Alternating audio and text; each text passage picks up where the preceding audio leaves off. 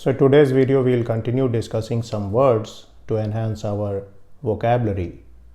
So let's start with the word monolithic. That's MONOLITHIC.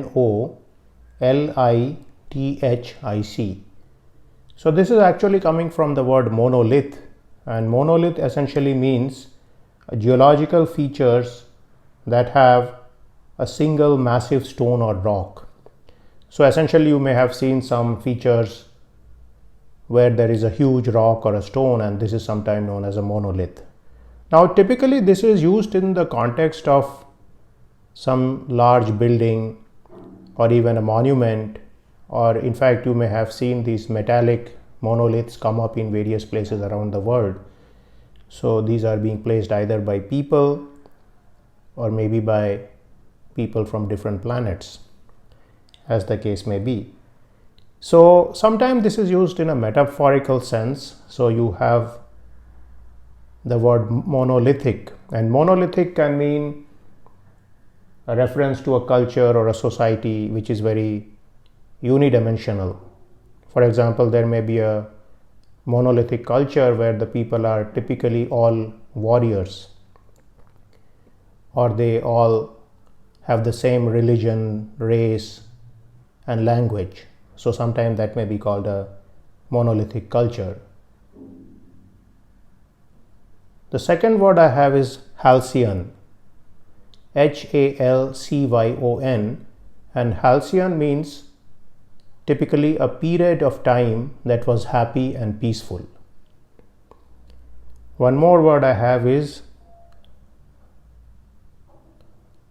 hegemonic, that is HEGEMONIC,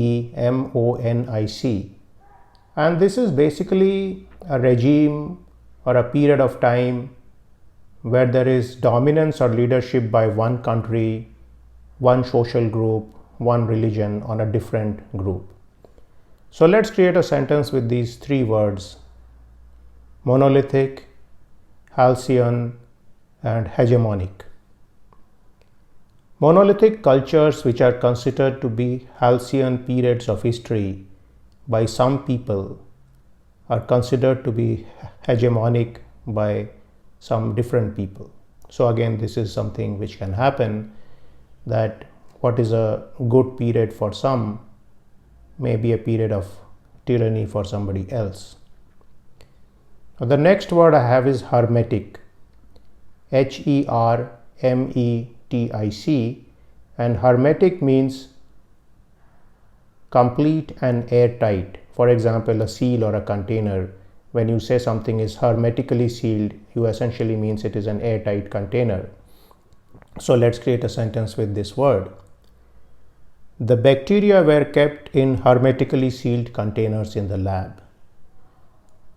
So again, various bacteria, pathogen, chemicals may be kept in such containers.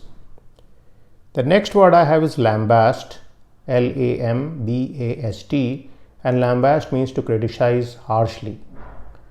One more word I have is knell, KNELL, and knell is typically the sound of a bell, especially when rung solemnly, for example in a funeral.